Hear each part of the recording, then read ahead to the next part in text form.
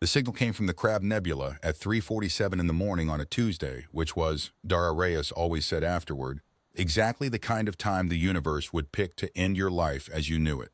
She was 26, alone in the monitoring station outside Marfa, Texas, eating cold tamales from a gas station bag and watching the spectrograph scroll data across three monitors she had named Mo, Larry, and Curly. The National Radio Astronomy Observatory paid her to listen to static for 8 hours a shift, and she did it with the kind of patient, unhurried attention that her coworkers mistook for boredom. It wasn't boredom. It was the same quality her grandmother had possessed when she sat on the porch in Piedras Negras waiting for rain.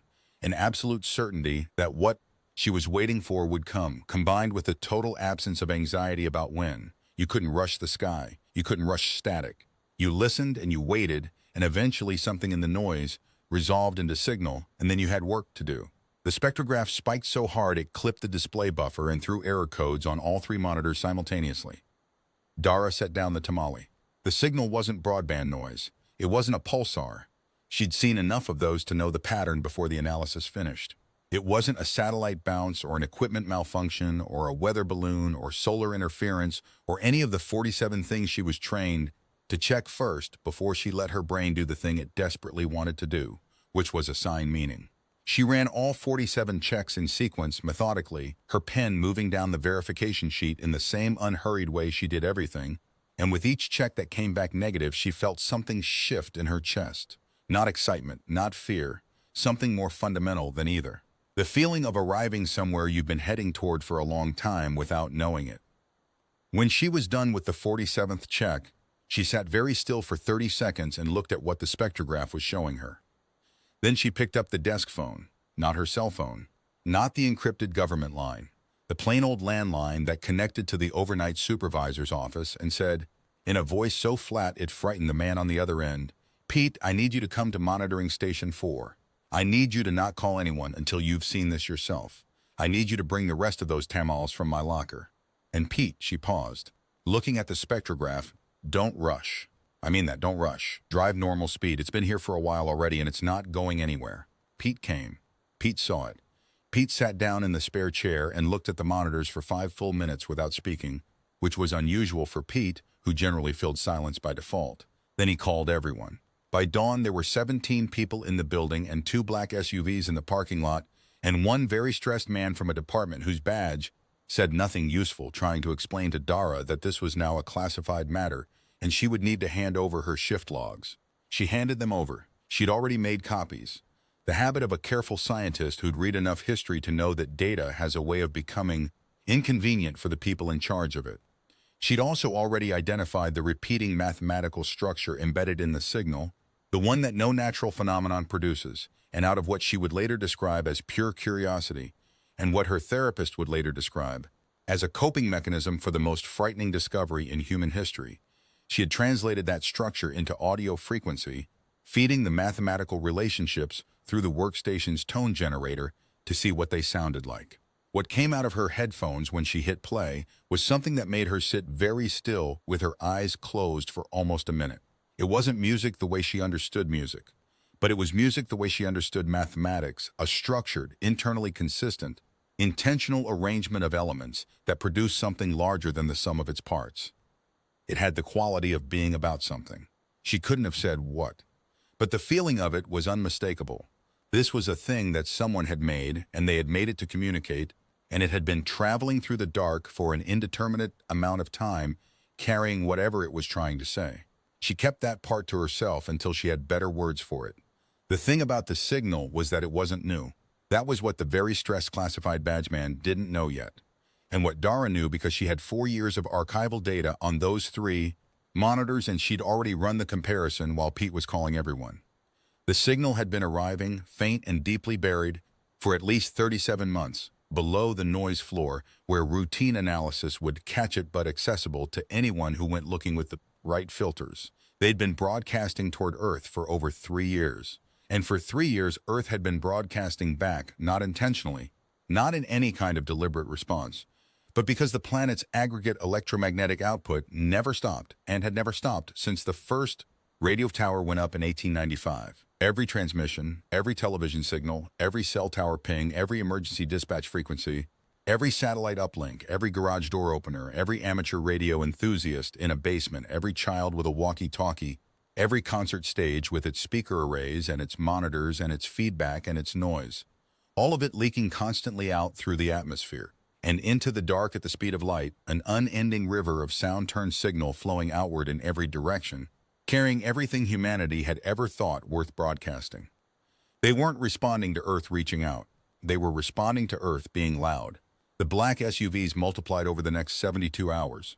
Dara was driven to a facility outside Colorado Springs that she was not told the name of, given a badge with her own name on it, and a clearance level that made the guards look at her twice, and shown into a conference room where 11 people, who were very clearly used to being the smartest person in any given room, all sat around a table, trying not to show how frightened they were.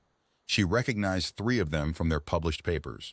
She recognized one more from a documentary she'd watched in grad school. Nobody introduced themselves by name, just titles, agencies, areas of expertise delivered as credentials rather than conversation. She sat down and listened while they briefed her on what they knew, which turned out to be almost exactly what she already knew. And then they asked her to share her analysis, which she did, walking them through the verification process, and the spectral structure and the mathematical interpretation, and everybody in the room followed this with the careful attention of very smart people encountering something at the edge of their frameworks.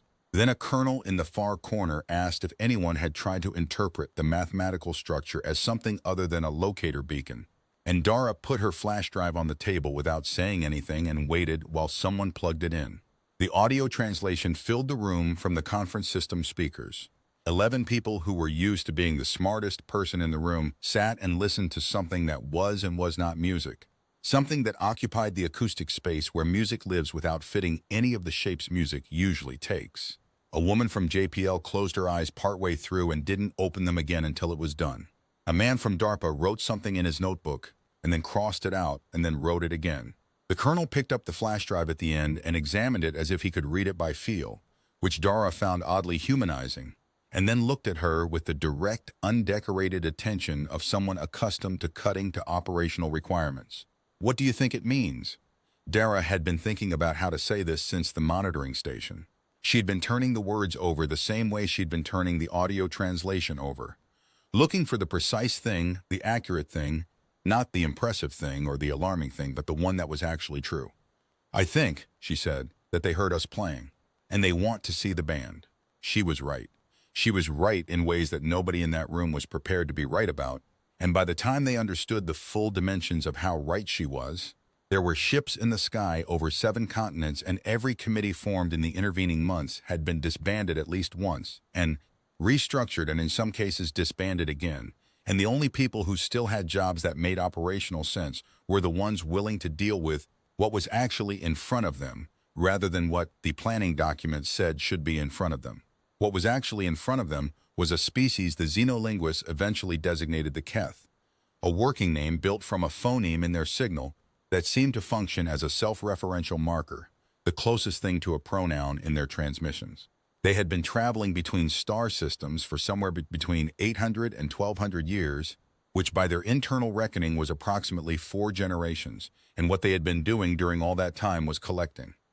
Not resources, not territory, not species for study in any biological sense. They were collecting sound. Specifically, they were collecting the particular class of structured sound that their civilization had organized itself around for as long as their recorded history went, a thing that functioned the way music functions for humans, as communication, as culture carrier, as the medium through which emotional and social meaning was transmitted.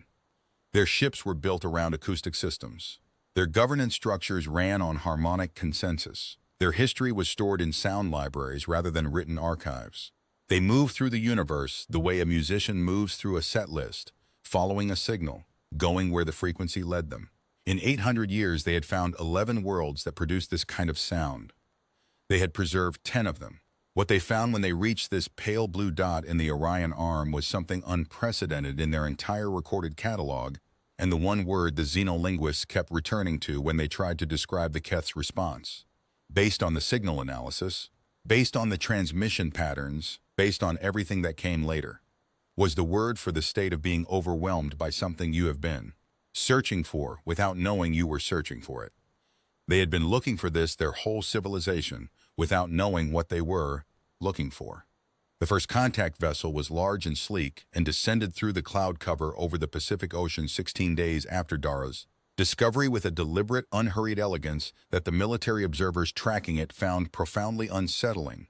Not the descent of something threatening, but the descent of something certain.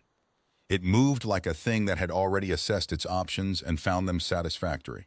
It was roughly 2 kilometers in length, and its outer hull was covered in structures that the analysts examining the imagery described variously as antenna arrays, speaker baffles, acoustic resonators, and in one report that the analyst supervisor tried twice to have removed from the record.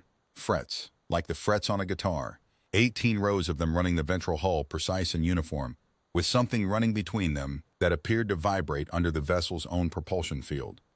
It was built like an instrument. It was an instrument. The ship itself generated the signal.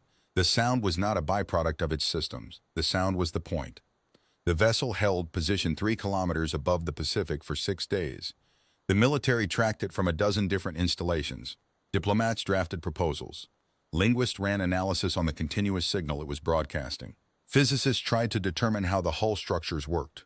Nobody went near it and nothing came out of it, and the signal it was broadcasting was the same signal Dara had been receiving, the translated musical structure, but amplified now to planetary scale, pointed like a question at every major population center on Earth. Dara was in the Colorado Springs facility by then, in a room she'd begun to think of as her room because she hadn't slept anywhere else in 11 days. She had the audio translation running on loop on her laptop and 4 notebooks filled with analysis, and a 5th one she'd just started.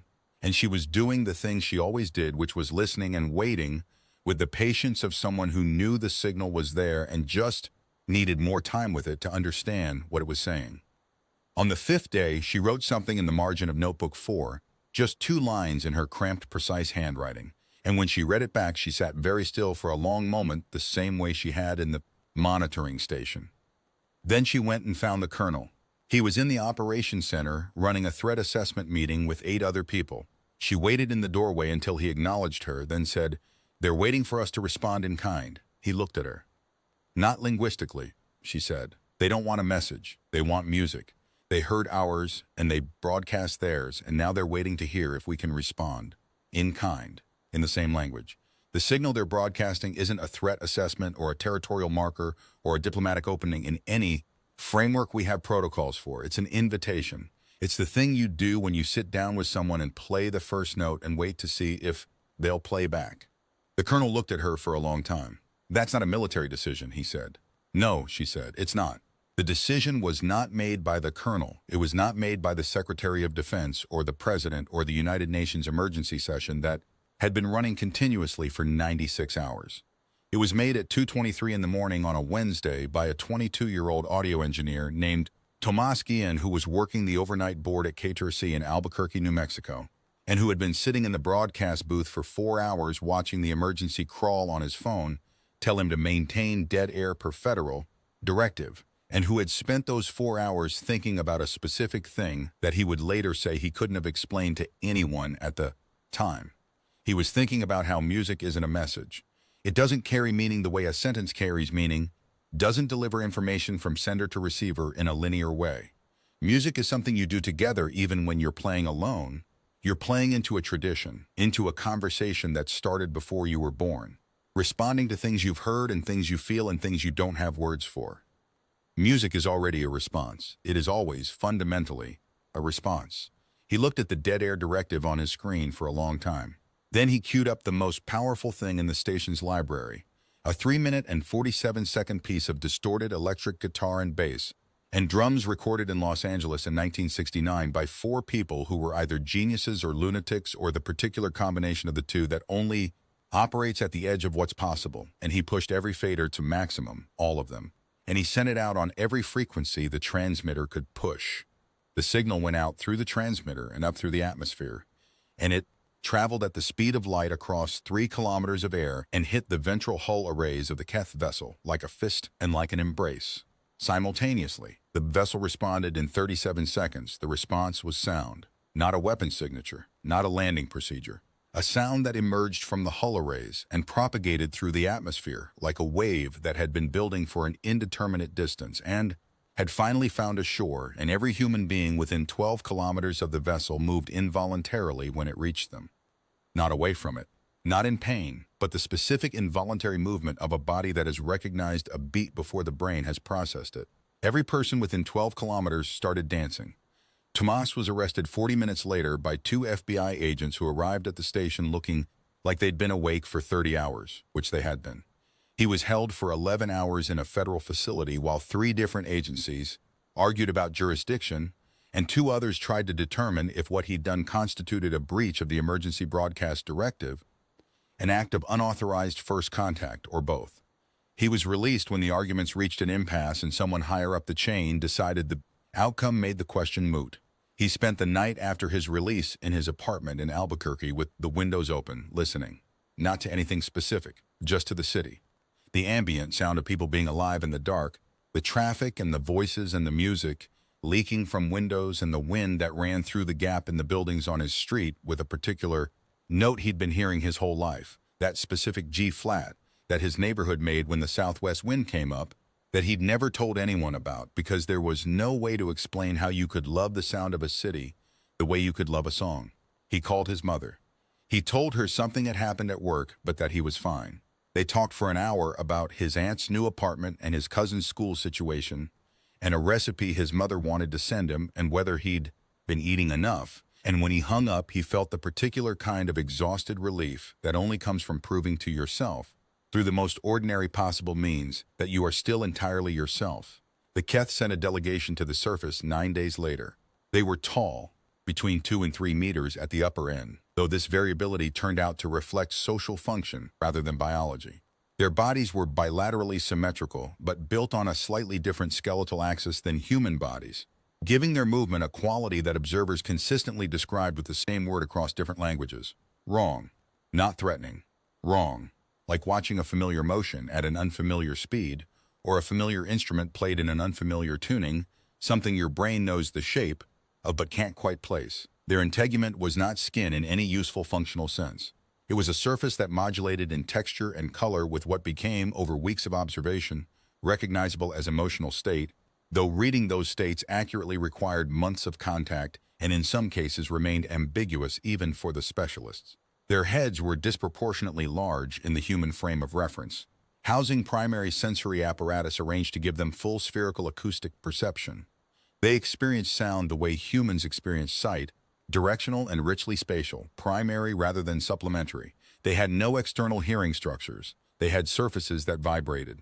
The resonating structures along their thorax were capable of generating sound across a frequency range 4 times wider than the human vocal range, and they used this capacity the way humans use voice. The lead member of the delegation, the one who positioned itself at the front of every interaction and directed the others through what appeared to be a continuous low-level acoustic signaling that the monitoring equipment could detect but not yet interpret, was given the identifier OX7 in the contact protocols, which the delegation's handlers quickly discovered was a designation code, not a name, and that the concept of individual names was something the Keth didn't appear to have in the same way. When Dr. Priya Nair, the chief sinolinguist, asked what she should call this individual, OX7 produced a 4-second sequence of sounds from its thorax resonators, structured, internally consistent, beginning and ending on the same frequency cluster. Dr. Nair listened to it twice, ran it through her software, listened to the output. Then she said, "I'm going to call you Cord." OX7 produced the 4-second sequence again, then a shorter version. Then, and this was the moment the xenolinguists flagged in every subsequent paper as the first genuine indicator of what they were actually dealing with, it produced a human phrase. Not a recorded sample lifted from the broadcast database, not an imitation of human phonology. It had extracted the melodic pattern from a song it had analyzed in the transmission data. A 4-note phrase from a piece of recorded music isolated its structural logic and was playing it back the way a student plays back a new word in conversation. Tentatively, watching your face for confirmation that you've recognized the usage. It was using music as vocabulary, Doctor. Nair turned to the colonel standing behind her and said very quietly, "We need Dara Reyes in here immediately," and the audio engineer from Albuquerque. "We've been approaching this from entirely the wrong direction." The 6 weeks that followed were unlike any diplomatic engagement in human history, because no human diplomatic framework had been designed for a species that communicated in structured sound. Human language, it turned out, occupied only a narrow and acoustically uninteresting slice of the spectrum as far as the Keth were concerned. They processed it the way a person processes a single instrument playing without accompaniment, getting the information but missing the texture. The first substantive communication breakthrough came not from the linguists or the career diplomats or the military analysts, but from Dara, who had spent 3 weeks in a soundproofed room with cord and a digital audio workstation, building vocabulary symbol by symbol, frequency cluster by frequency cluster. In the methodical, patient way, she had built her understanding of the signal from the monitoring station. What she mapped was a grammar built from harmonic relationships. A rising harmonic interval signified a question. A sustained resonance signified assertion. A sharp amplitude spike signified emphasis, alarm, and this was the hardest one to pin down, taking her almost 2 weeks to distinguish from simple alarm the particular emotional state the Keth experienced when they encountered something they had not predicted, something genuinely outside the framework. That spike had appeared in Cord's first response to human music. It appeared again, smaller, when Cord heard a child laughing in the corridor. It appeared again, medium-sized, on a morning when Tomas came into the soundproofed room with an acoustic guitar he'd found in a supply closet and played 3 chords while waiting for the session to start. Cord went absolutely still. The kind of still that isn't absence of movement. The kind that is presence of something so intense that movement becomes irrelevant. Then it asked, in the harmonic grammar Dara had been building, using her symbol clusters combined with a new sequence she hadn't mapped yet, what the function of the instrument was. The object that was not the voice. Dara looked at the question for a long time. She found the cluster she'd built for nonverbal emotional expression, combined it with her cluster for crafted tool, and played it through the workstation speaker.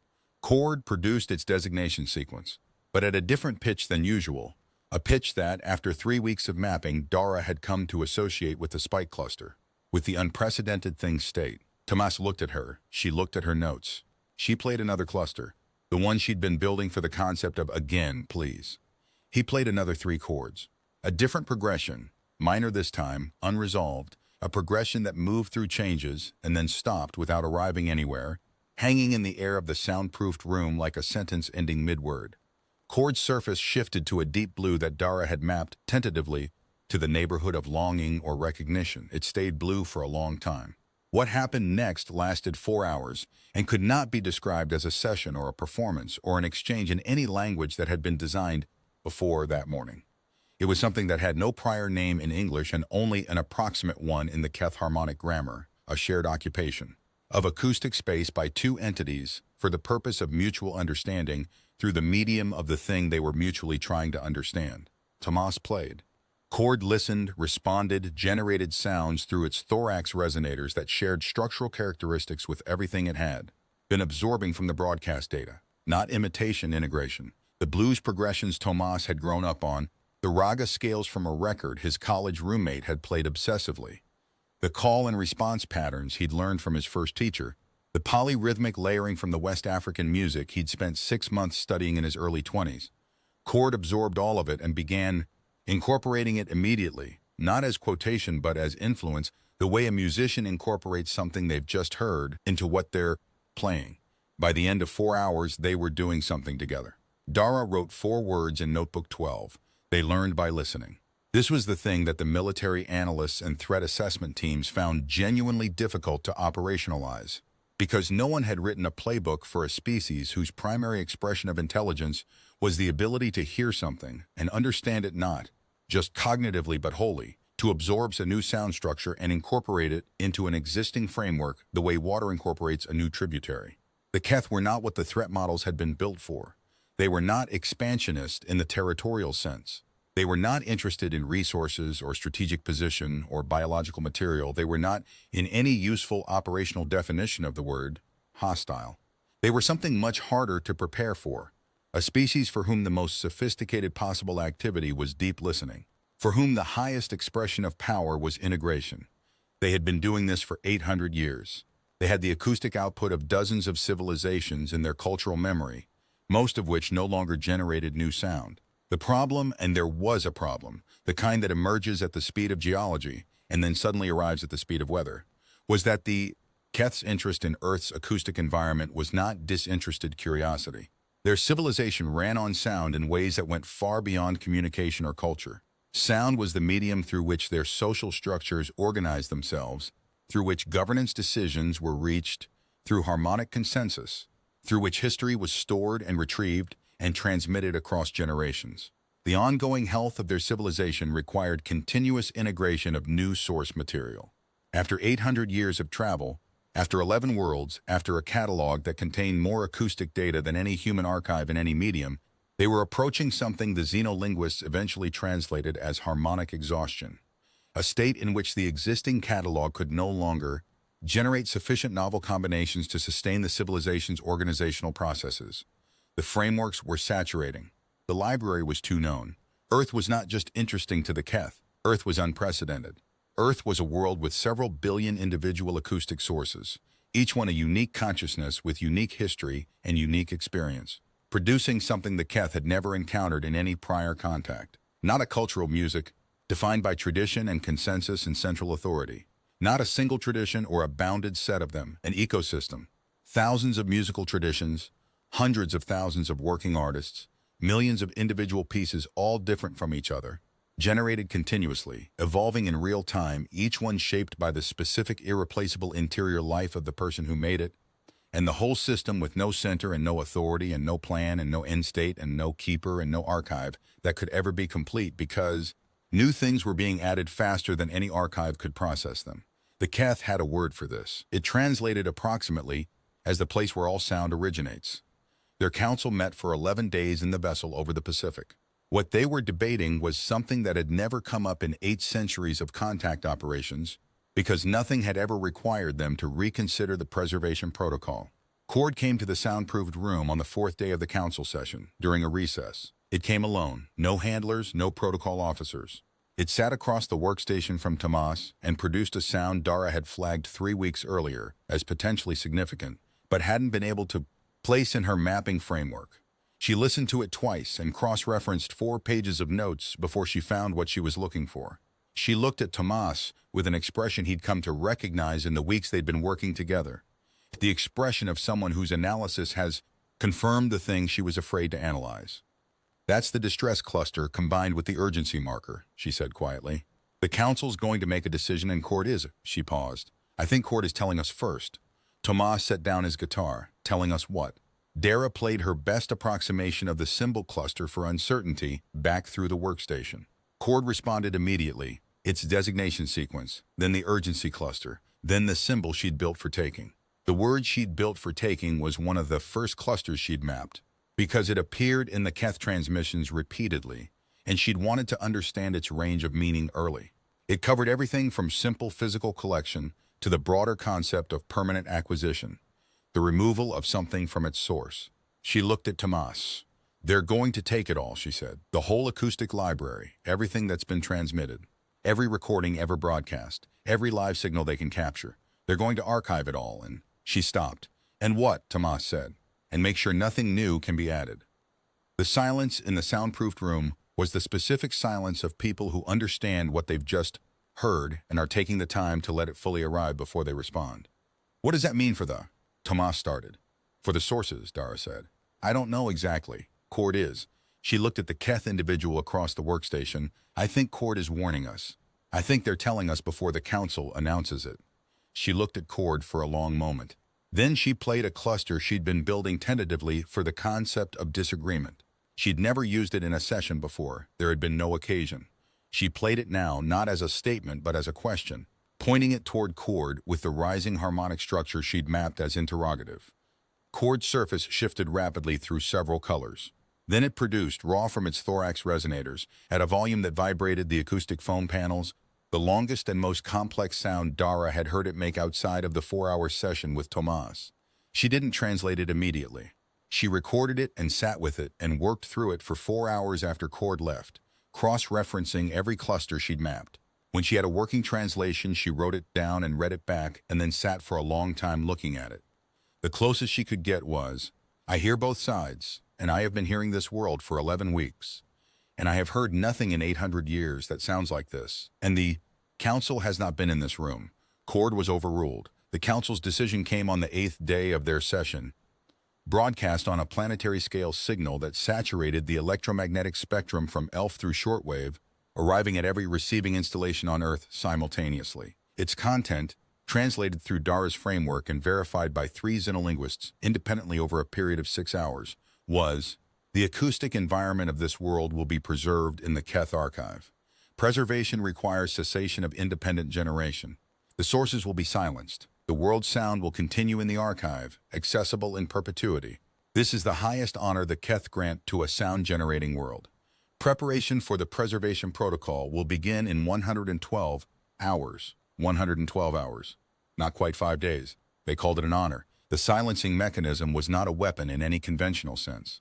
The Keth had developed their acoustic technology over centuries, and the protocol they'd refined through 10 prior contact operations used precisely tuned resonant frequencies to interfere with the specific neurological structures responsible for intentional sound production. It wasn't painful. The analysis suggested it wasn't even perceptible except as an absence. You would simply find, without understanding why, that you could no longer form organized sound. Speech, yes. The basic phonological machinery might retain partial function, individual phonemes, fragments. But the structures that allowed for continuous organized language, for melody, for the intentional shaping of sound into meaning, those would go quiet.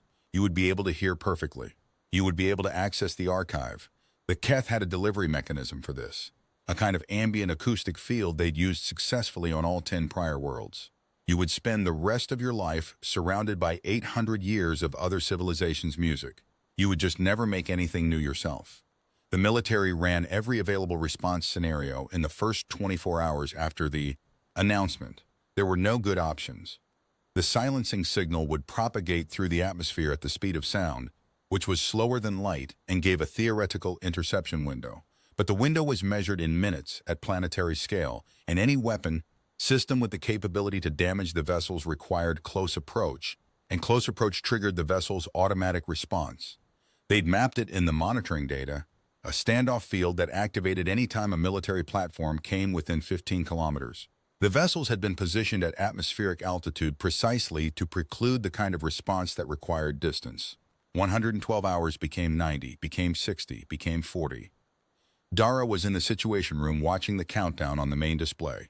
Tomas was sitting next to her with untouched coffee, and the particular quality of stillness he got when he was thinking through something complex, working through it the way he worked through a difficult passage, methodically from the inside. The colonel was pacing. The threat assessment teams were in their clusters, their conversations getting shorter and their voices getting lower as the number on the display got smaller. "We're solving the wrong problem," Dara said. The room didn't respond. "Every scenario is about the ships," she said louder. "How to damage them, how to block the signal, how to intercept the frequency. Those are engineering problems, and we have." She looked at the countdown, 37 hours. Not enough time for any of them. But those aren't actual problem. "What's the actual problem?" someone said from one of the clusters. "The Keth Council made this decision because it's the right decision by their framework. Not because they're cruel. Not because they hate us. Because this is what they do with a source world. They've done it 10 times. It works. The sources are preserved. The archive is complete. The sound continues. In the framework, in every framework they've ever operated in, that is the correct outcome. We cannot change the decision by attacking the ships. We cannot change the decision by making the ships physically unable to carry it out. The only thing that can change the decision," she stopped, looked at Tomas, "is showing the council something they've never heard." Tomas looked up from his coffee. "The Keth integrate everything," she said. "That's their genius. That's their strength. 800 years of listening to dozens of civilizations and absorbing it all into a single evolving framework. They're the greatest listeners in the universe. The one thing they cannot integrate, the only thing their framework has no container for, is something genuinely unprecedented. Something that doesn't just combine existing elements in new ways, but that comes from somewhere outside their catalog. Something alive in the specific way only an active source can be alive." "They haven't heard that," Tomas said. "In the soundproofed room, Cord integrated everything I played in 4 hours. Every tradition I showed them. They're good at this." "They integrated sounds," Dara said. "They haven't heard what makes the sounds. They've heard the output. They've analyzed it. They've understood it structurally and emotionally and acoustically. But they haven't been in the room when it happens.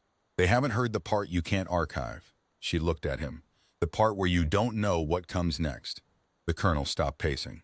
The broadcast data, she continued, gave them every recorded piece of music we've ever transmitted. The analysis gives them the structure of it. The archive will give them everything. But the archive will be closed the moment the silence falls. It will be finished, complete, documented. Everything that was ever made available for analysis and integration. That is, from the Keth perspective, a library, a finished thing. She looked at the countdown. What they've never seen, she said, is a source that doesn't know what it's going to make yet. The emergency broadcast directive went out at 2:17 in the afternoon. It was not a government transmission. It was not military. It originated from the Contact Institute, and it went to every broadcasting system in the country. And most of them ignored the proper channels entirely. It said 4 sentences. We are not surrendering our voices. Any musician who can reach a transmitter, play as loud as you can play. Play something new. It was not a plan in any operational sense. The colonel called it a Hail Mary, which was not wrong. But what the colonel and the threat analysts and the diplomatic teams and most of the people in the situation room did not understand about what was about to happen was the same thing the Keth Council didn't understand. They were thinking about music. They had heard music. They had not yet heard musicians. Tomas was at the broadcast array in Colorado Springs with 12 other people who had been found within 4 hours and transported by whatever was available. A jazz pianist who'd been doing a residency in Denver, 2 violinists from a chamber ensemble whose concert had been canceled the day of the announcement, a drummer who played in 3 different bands and had driven from Pueblo in 3.5 hours, a bluegrass guitarist named Earl who was 71 years old and had been playing since before Tomas was born and who had agreed to come over the phone with the particular unhurried certainty of a man who has spent 71 years being asked to play and has said yes every single time, 2 DJs with laptops and portable synthesizers, a brass player from a mariachi band outside Albuquerque who had come because someone had called his cousin and his cousin had called him, a guitarist from a metal band in Colorado Springs who had shown up on her own before anyone called her because she'd heard the broadcast and knew where the array was, and a 15-year-old girl named Luz who had been busking outside a coffee shop 3 blocks from the broadcast facility when the soldiers found her, whose instrument was a modified electric ukulele running through a signal chain of effects, pedals she had built herself over the past 2 years from salvaged circuit boards and second-hand components, who had played in front of strangers her entire musical life, because there was nowhere in her house quiet enough to practice. They had never shared a stage. They had no set list, no key, no agreed tempo, no genre, no arrangement, nothing except a broadcast array. And 38 minutes before the vessels completed their final positioning and the window for the protocol, activation opened. And Cord, standing against the far wall of the broadcast room because Dara had insisted on this and the colonel had eventually agreed. Standing at the back of the room where it had been listening, its surface cycling through colors that Dara, watching from the observation window, tracked on her mapping chart with a felt tip pen. Earl sat down in front of the broadcast microphone, settled his guitar on his knee the way he'd been settling it for 60 years, and looked at the room full of strangers who were going to play music together for the fate of the world. Well, he said, in the flat, unimpressed tone of a man who had played county fairs and honky-tonks and every possible kind of venue for his entire adult life, I guess we better find out what we sound like. He played 1 note. Open E string, his thumb coming down on it and letting it ring out free and clear and sustained, feeding up through the broadcast array and into the transmitter and out into the sky. The violinists came in around it, not in harmony with it, not in unison, but finding the note from their own angles, approaching it from their own tuning, the way you approach a campfire from different directions. They were playing the same note and making completely different sounds, and the combination of those 2 different versions of the same sound made a third sound that neither of them had been playing, that existed only in the space between them. The jazz pianist listened to all 3 of them for 4 full measures, and then found a chord that contained all of them, not just harmonically, but in some more fundamental sense. The chord sounded like it had been waiting for those 3 sounds to exist so it could arrive. The drummer didn't play a beat. He put his hand on the top of the snare drum and let it sit there, and the contact, palm against drum skin, just the weight and warmth of it, picked up the vibration from the room and added it back as a texture. He wasn't playing rhythm. He was listening with his hands. Luz listened to all of this for about 45 seconds. Then she played a phrase on her ukulele that should have been wrong, a dissonant climbing run that started on a note that wasn't in any scale the room was using went up through 3 more notes that didn't belong, and then bent sideways into a direction that had no name in any music theory framework because it was something she had developed over 2 years of practice in her room at 11 at night when she was trying to play quietly, enough not to wake her mother. It was the sound of trying to play music without being allowed to make sound. The gap it left in the room when the phrase ended was a specific shape, a particular silence that felt like a question. The mariachi trumpet player, who had never played with any of these people and was operating entirely on instinct and the specific musical intelligence that comes from 20 years of reading crowds, heard the shape of that silence and walked right into it. Tomas still wasn't playing. He was standing at the back of the room near Cord, and he was listening with his whole body. The way he'd learned to listen after the Albuquerque arrest, after the apartment with the windows open, after the weeks in the soundproofed room. He was listening to what the room was making, and he was feeling something in his sternum that he recognized. The thing forming in the air of the broadcast room was not a song. It had no structure that any music theory had named. It moved the way a conversation moves between people who trust each other, forward, backward, sideways, returning to things they'd said 10 minutes ago and finding them newly interesting in light of what had been said since. Every musician in the room was listening to every other musician with their whole body, making decisions faster than analysis, trusting the thing that formed under their hands to be the right thing because they could feel it was the right thing. Tomas sat down and played 3 notes, not the 3 chords from the first day in the storage closet, 3 single notes, the beginning of a phrase he'd been carrying for 6 years, since a session in Albuquerque when something had come up through his fingers that he hadn't planned, and then he'd reached for what came after it, and the session had ended, and he'd been trying to find what came next ever since. He'd played those 3 notes hundreds of times into empty rooms and gotten nothing back. He played them now into a room full of strangers playing music together for the fate of the world. The jazz pianist answered, not with the notes themselves, with the feeling underneath them, the feeling of something looking for its continuation, of a phrase that knows it isn't finished. The piano chord was the answer to a question Tomas hadn't known he was asking. He found what came next. It had been there the whole time. He just needed the right room. The broadcast lasted 41 minutes. Dara watched from the observation window with her eyes alternating between the room and Cord. She had her laptop open and the frequency analysis software running. She was tracking the broadcast output against the Keth archive database in real time, running structural matches, looking for how much of what was happening in that room already existed somewhere in 800 years of collected sound from dozens of civilizations. The match rate after 20 minutes was 14%. 86% of what was occurring in that room at that moment existed nowhere in the Keth catalog. Not because it was random, because it was structured, intentional, emotionally complex, acoustically sophisticated sound emerging from the intersection of 12 specific human consciousnesses in a specific unrepeatable moment, each of them shaped by everything that had ever happened to them, the sum of those specific irreplaceable lives, generating a thing that could not exist anywhere else and could not be predicted from any of its components and had never existed before and would never exist again in exactly this form. She saved the analysis. She printed it. She walked to the door of the room where Cord was standing and slid it under the door. She heard it being picked up. Then she heard a sound that she had never heard Cord make in 11 weeks of sessions in mapping and translation, a sound that she had no symbol for because she had never needed one, a sound that was coming from Cord's thorax resonators at a frequency that she felt in her own chest before she understood it analytically. It lasted approximately 30 seconds.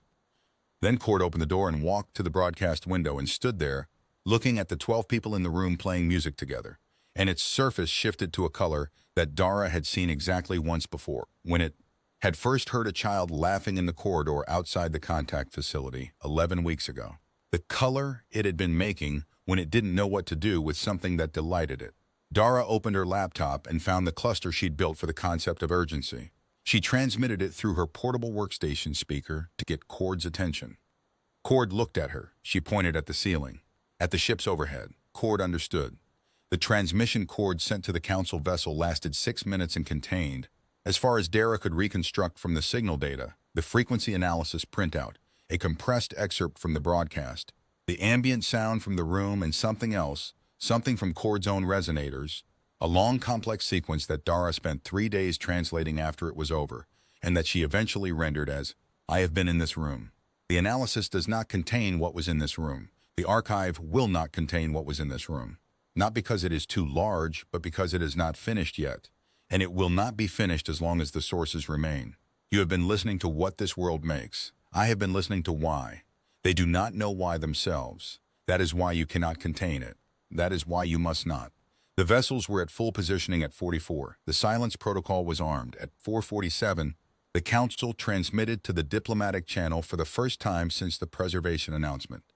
Dara translated it in 40 minutes, working carefully, going back over every cluster 3 times to make sure she had it right.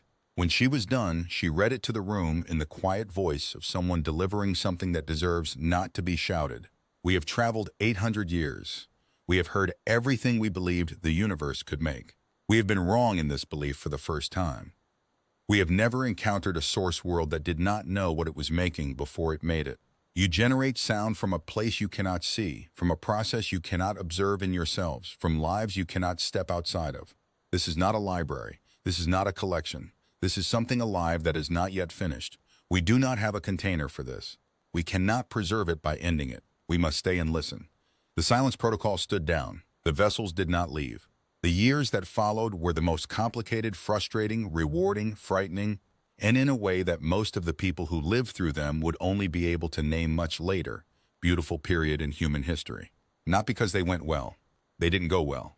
They went the way anything goes when two civilizations try to understand each other across a gap that is not just technical but fundamental. The gap between a species that makes meaning through deep listening and a species that makes meaning through noisy, chaotic, wildly inefficient, emotionally excessive human expression. There were incidents. There were factions in the Keth community who had traveled 8 centuries for the preservation protocol and were not interested in philosophical revision because one world had surprised them.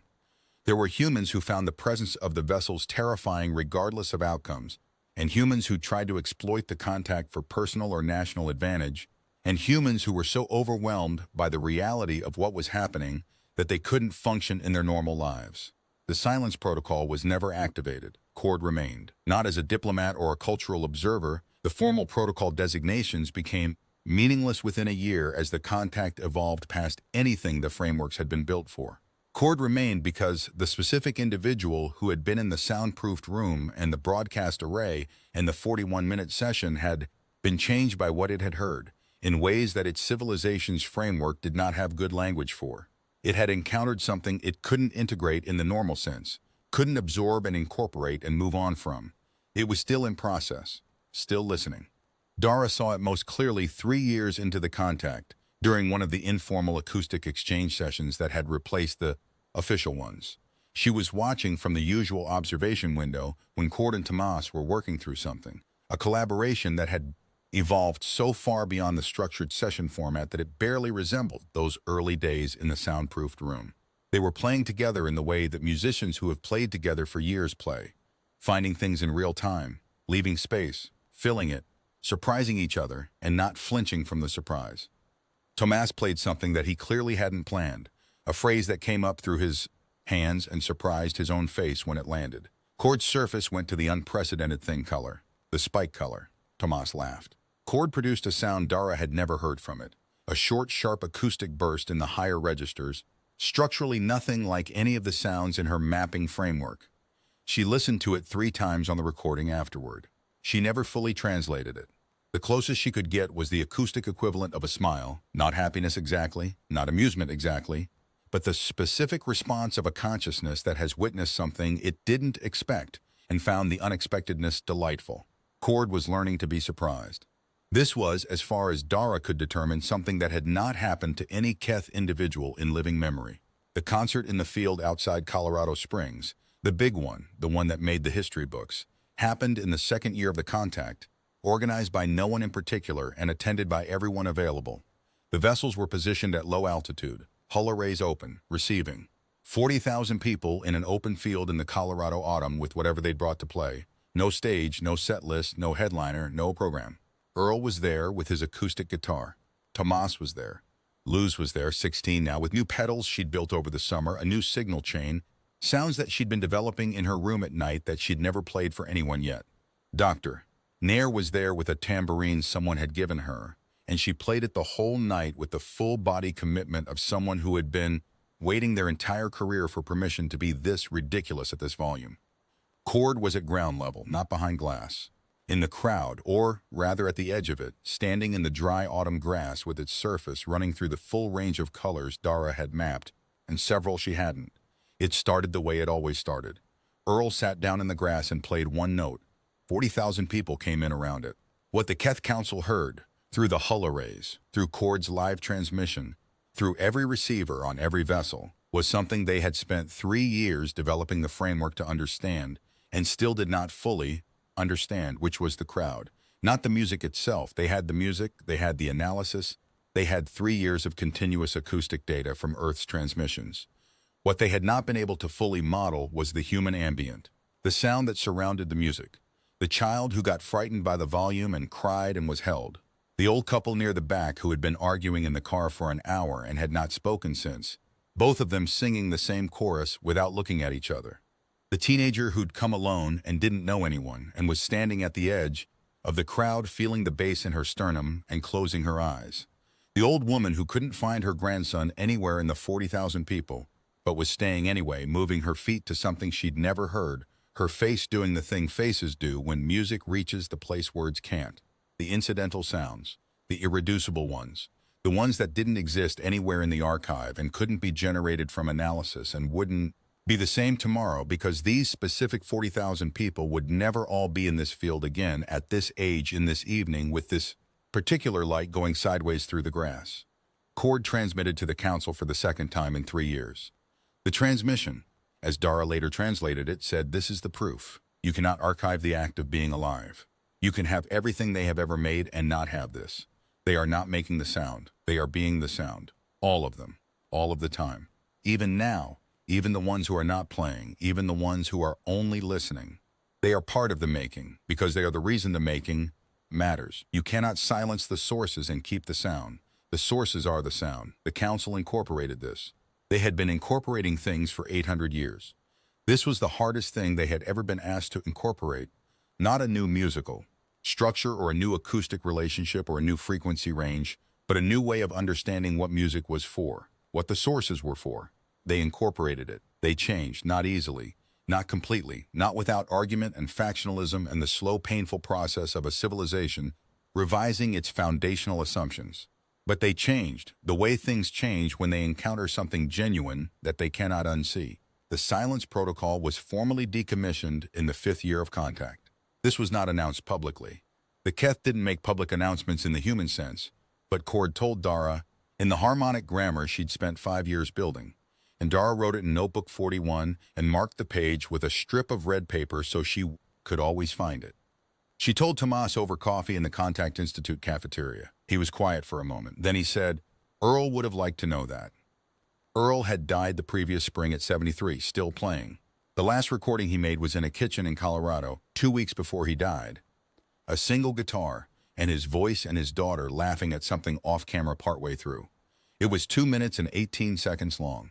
It was in the Keth archive. It was in every Keth archive, transmitted vessel to vessel, studied by their sound scholars, cited in their academic equivalent of journals as an example of the thing that had made the first contact scholars reconsider the preservation protocol. Not the music, they always said, the laugh. Dara Reyes published her memoir when she was 64, a year after she retired from the Contact Institute. She had filled 67 notebooks over 38 years. The book was not about diplomacy or acoustic communication theory or the technical framework of Keth human contact. It was about what she had learned from 4 decades of listening to 2 civilizations try to hear each other. She wrote, "The Keth thought they were looking for the source of music. What they found is that music has no source you can point to and archive and close the door on. Every time a human being picks up an instrument or opens their mouth or puts their hands on something that can vibrate, they become the source. Right then, in that moment, that specific person who has never existed before and will never exist again in exactly this form, playing something that has never been played and will never be played again in exactly this way. You cannot archive that, not because it's too big, because it's always in the act of becoming. It is not a library, it is the moment of reading." Tomas read the book in a single sitting in his apartment with the windows open, the same apartment he'd been in the night after the arrest, 38 years ago. He had played professionally for all of those years, concerts, recordings, teaching, 2 extended residency exchanges on the Keth vessels that had changed him in ways he spent years learning to talk about. He closed the book and sat with it for a long time. Then he picked up his guitar. He played those 3 notes, the ones from the broadcast room, the ones he'd been carrying for 6 years before he played them, the ones he'd finally found the continuation for in a room full of strangers with the ships overhead and the countdown on the wall. He played them now and found a different continuation. Something new. Something he hadn't played before. He sat in his apartment with the windows open and the city making its evening sounds around him, and he played, and what he played surprised him, and the surprise opened into something else, and he followed it the way you follow a conversation that has gone somewhere unexpected, forward not knowing where it goes. He played for 2 hours. When he stopped, he sat in the quiet for a moment. The city was still making its sounds outside. The traffic, the voices, the other music leaking from other windows. The G-flat his neighborhood made when the southwest wind came through the gap in the buildings. He thought about chord. He thought about 800 years of listening and what it had taken to surprise a civilization that had thought it had heard everything. He thought about Earl's 1 note, open E, hanging in the air of the broadcast room. He thought about Luz's dissonant climbing phrase going sideways in a direction with no name. He thought about 40,000 people in a field and an old woman moving her feet to something she'd never heard. An interviewer had asked him once, they always asked him this, what the most important thing he'd learned from the Keth was. He always said the same thing, how to listen. They always followed up with, what's the most important thing you taught them? He'd been thinking about this question for 30 years. He thought about it now, sitting in the apartment with the guitar warm in his lap. I taught them, he would say, the same answer every time, that some things don't end. Chord came back to Earth when it was 72 years old by Keth reckoning, which was still in the period their scholars called formation, the long first phase of a life when the framework is still expanding, still capable of being fundamentally reshaped by what it encounters. It came back not on a diplomatic mission or a cultural exchange program.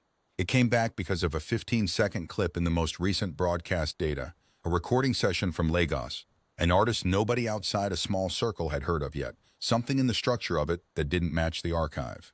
Something new. Something that sounded, to Chord's perception, like a frequency cluster it had never mapped.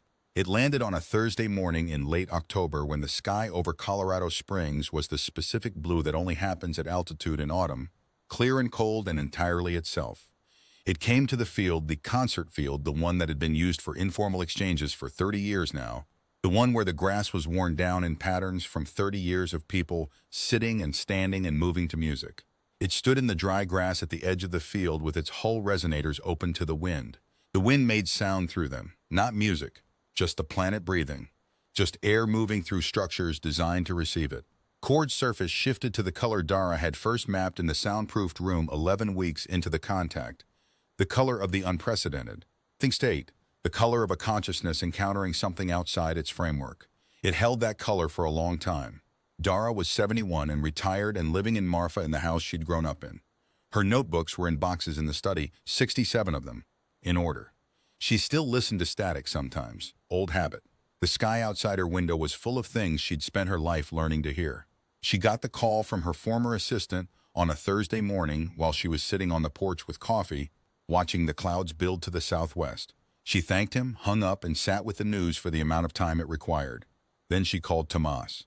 He answered on the second ring. She could hear it in the background before she even spoke. The faint sound of his hand on guitar strings. That specific sound of contact and resonance that preceded playing. Chord's back, she said. I know, he said. I heard. You going to go? The Keth's presence changed Earth in ways that nobody had voted on and few people had planned for. The first unplanned change was the listening. It sounds trivial in retrospect. Of course, first contact would make people more attentive to acoustic experience. Of course, a species defined by sound would shift humanity's relationship with the medium of sound. But the scope of it was something that sociologists and cultural historians would spend decades trying to fully map. In the 5 years after the Keth arrived, concert attendance worldwide increased by 31%. Sales of musical instruments increased by 4.4%. The number of people who described themselves as actively learning to play something increased by 60% in annual survey data. The aggregate number of hours of new music created and posted publicly tripled. None of this was organized. There was no campaign, no official initiative, no incentive structure. Humans just started playing more, started listening more, started treating the fact of sound in their lives as something worth paying attention to, something that had been there all along that they hadn't been looking at directly. Dara tracked this data obsessively for the first 3 years and presented it to Cord in one of their sessions as a kind of report. Here is what your presence is doing to us. Here is what happens when you show people that someone was listening. Cord's surface had gone to the unprecedented thing color when she finished presenting. She asked, through the workstation, what it was experiencing. The response cluster took her a week to fully translate, and even then felt partial, approximate, like a map of a territory you can only partially see. The closest she could render it was, "We did not know that knowing you were heard was itself a sound." The second unplanned change was the arguing. Not about the Keth, although there was plenty of that, legitimate and otherwise. The arguing was internal, human. The particular kind of argument that happens when something forces a civilization to look directly at things it has been successfully not looking at. What was music for? What was culture for? What was the relationship between individual creative expression and collective identity? What did it mean that a species from outside the solar system had found humanity's collective noise more interesting than any single human artifact? What did it mean that the most sophisticated acoustic intelligence in the known universe had been stopped in its tracks by a 15-year-old girl with a self-modified ukulele in a broadcast room in Colorado Springs? Luz had opinions about this last question. She expressed them in interviews that multiplied as she got older. She was 23 by the time she gave the one that became famous, sitting in a studio in Los Angeles with the modified ukulele on her knee, its finish worn in places from years of playing, new pedals in her chain that she'd built herself as recently as the previous month. The interviewer asked her if she thought about that night often. All the time, she said. Not because it was the night that saved the world or whatever. Because it was the night I finally played in a room where everyone was listening as hard as they could. You know how rare that is? Usually when you play, half the room is thinking about something else. That night, every single person in that room was listening like their life depended on it, she thought for a moment. Because it did. But I think about what it felt like more than what it meant. It felt like, she stopped, running her thumbnail along the strings. It felt like being heard. The interviewer asked if she thought the Keth had understood what they were. Hearing. Luz smiled. I think Cord understood something. I think the rest of them are still working on it. Just like we're still working on understanding them. She played a brief phrase, 4 notes, the same climbing run from the broadcast room, but developed, extended, part of a larger musical language she'd been building since she was 15. That's the thing about music. You never stop learning what it is. The formal academic study of Keth human acoustic communication became its own discipline within a decade, and the discipline generated arguments almost immediately about what it was studying. The linguists thought it was linguistics. The musicologists thought it was musicology. The anthropologists thought it was cultural anthropology. The cognitive scientists thought it was cognitive science. The philosophers, late to the party as philosophers usually are, pointed out that the debate itself was interesting data about the thing under discussion. Dara had a view on this that she shared in lectures and papers, and eventually in the memoir. It wasn't any of those things. It was all of them at once, and the refusal of the phenomenon to fit neatly into any existing discipline was exactly the point. The Keth couldn't be studied with a framework built before contact, because the frameworks built before contact were frameworks built by people who hadn't yet known that someone was listening. Everything had to be reconstructed from a slightly different angle. This was inconvenient. It was also, as several of the more honest scholars in the field eventually admitted, the most interesting intellectual environment any of them had ever worked in. Tomas kept playing through all of it. The concerts, the residencies, the 2 extended stays on the Keth vessels that he always described as the strangest and most formative experiences of his life. He kept recording, kept teaching, kept showing up in rooms and sitting down with instruments and playing things he hadn't planned. The second residency at 48 was different from the first. He'd been younger the first time, more dazzled by the novelty of it, more focused on the translation work, more conscious of being an ambassador. By 48, he was just a musician on a vessel full of the greatest listeners in the known universe, and what he did was what he had always done, which was play. He played for 6 months, sessions with Cord and with other Keth individuals who came to the acoustic exchange space in 1s and 2s and sometimes in groups of 15 or 20 that sat arranged in ways that Tomas gradually understood were not random, were acoustically deliberate, were the Keth equivalent of sitting in the right place at a concert.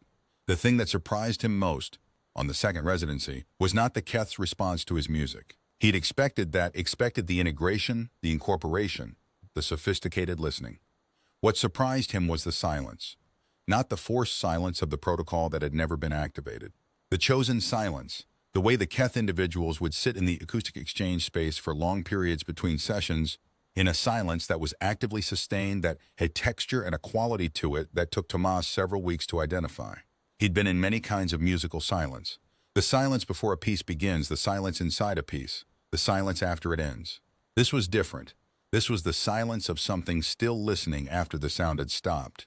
The silence of an attention that doesn't release just because the stimulus has ended. He mentioned this to Cord in one of their sessions. Cord produced a cluster Dara would eventually translate, reading the recording as, "We are hearing the shape of what was there." Tomas thought about this for a long time.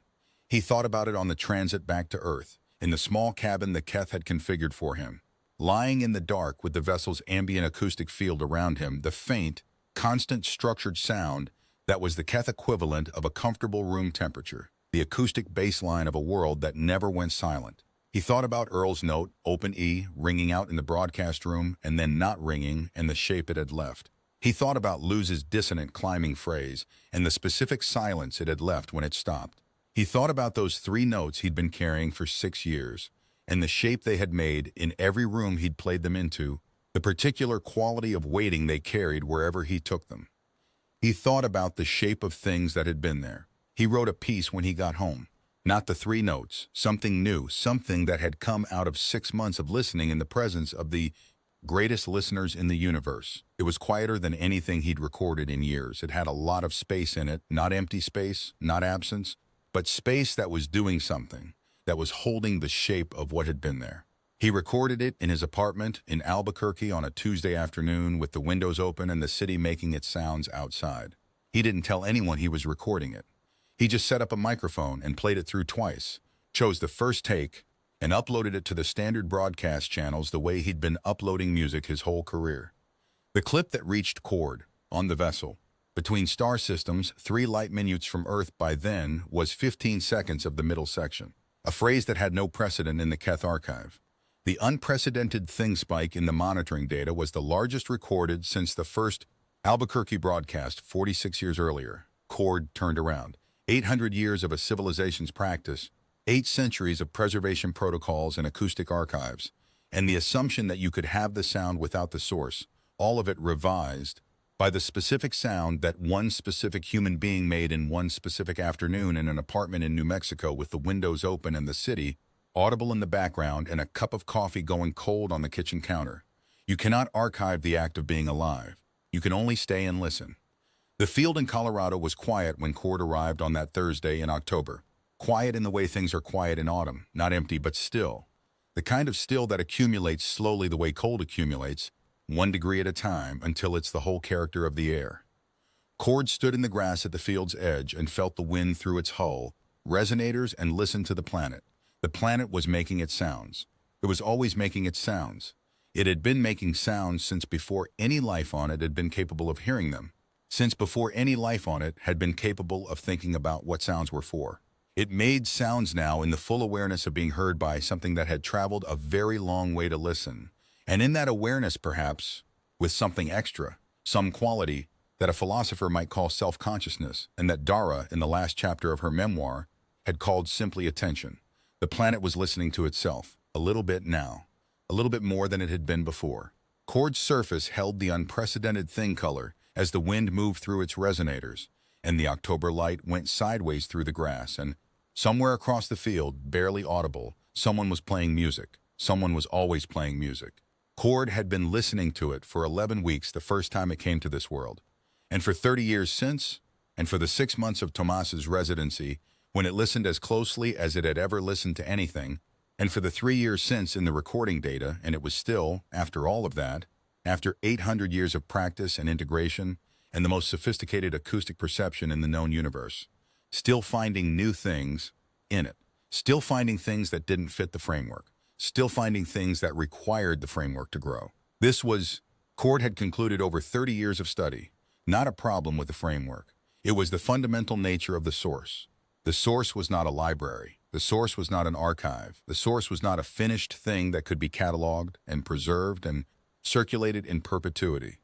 The source was that sound over there coming from a person who was playing something they hadn't played before in a field in Colorado on a Thursday morning in October for no reason except that they could, except that the world was big and the air was cold and the sky was the specific blue that happens at altitude when the light comes in sideways, and that was enough. That had always been enough. Cord moved toward the sound. The afternoon that followed Cord's arrival in the field became, in the Contact Institute's records, what the scholars called the second informal exchange, to distinguish it from the formal designation of the 40-1-minute broadcast session, which remained first informal exchange in the historical documents, despite not feeling informal to anyone who had been in the room. The second one was smaller. Fewer people, less equipment, no countdown on a wall. Tomas drove up from Albuquerque on Thursday afternoon after his phone call with Dara and found the field the way he always found it. The worn-down grass, the view of the mountains, the particular quality of light at this elevation in this season that he had been coming back to for 30 years because it was the light he associated with the most important things that had ever happened to him. He parked and sat in the car for a moment with his guitar case on the seat next to him. He thought about the broadcast room, the first one, the one with the countdown. He thought about how afraid he had been. He thought about how he'd played anyway because the alternative, silence, not responding, letting the thing in the sky decide, was more frightening than being afraid. He got out of the car. Cord was at the far edge of the field, standing still in the way it stood still when it was listening. That particular Keth stillness that he had spent years learning to distinguish from absence of activity, to recognize as its own kind of presence. Its surface was in the unprecedented thing color.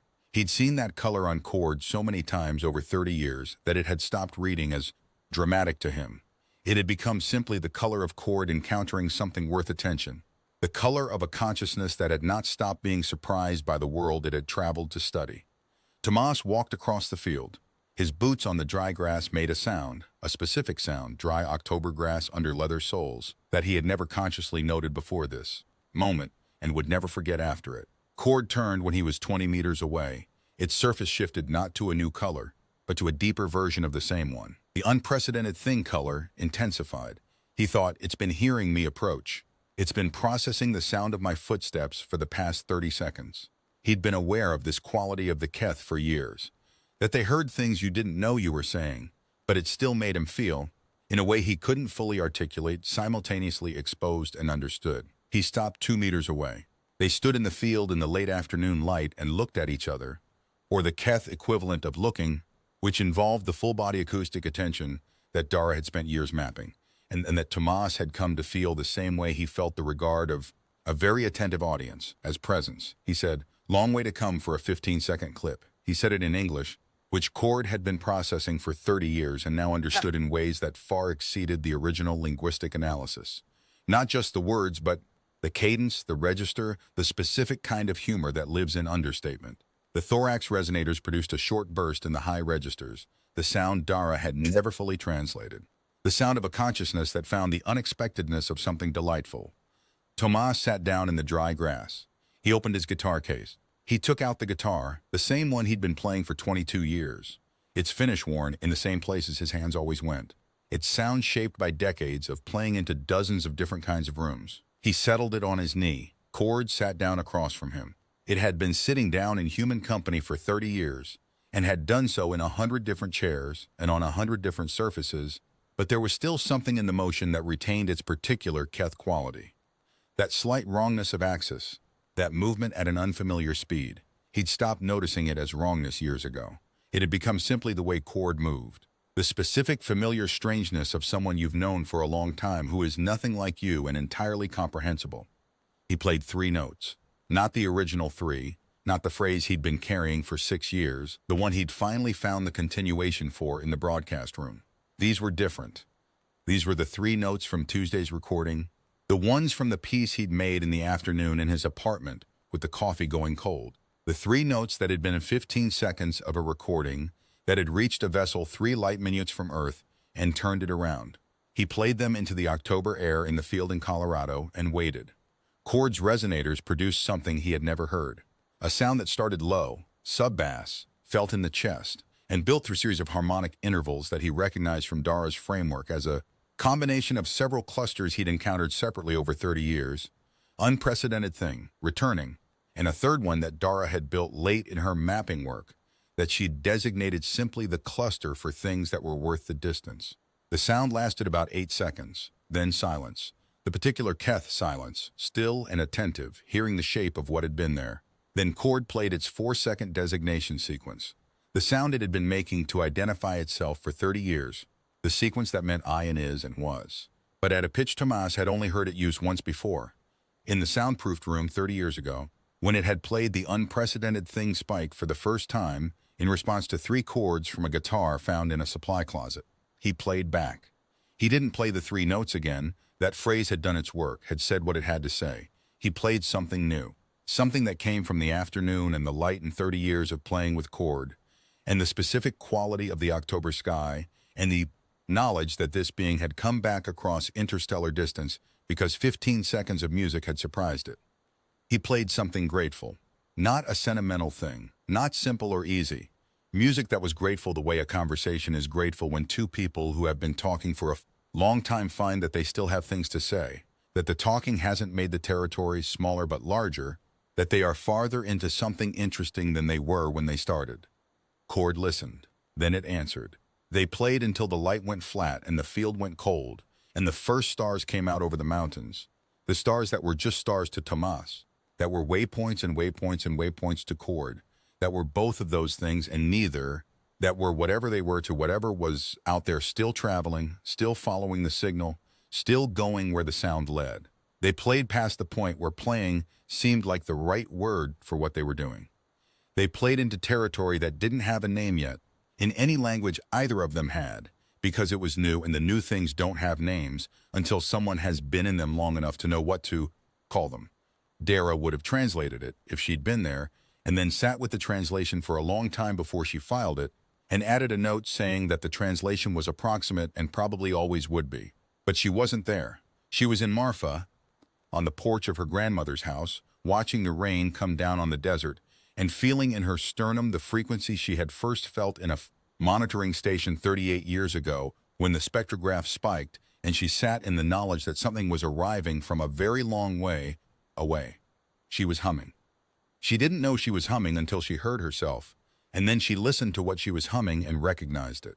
The translation she'd been making for 38 years, the one that kept requiring new notebooks, the one that had started with a spectrograph spike at 3:47 on a Tuesday morning and was still in progress.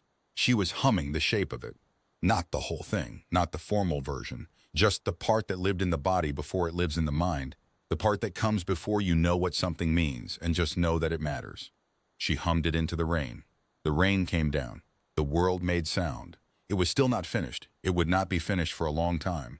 That was the whole point.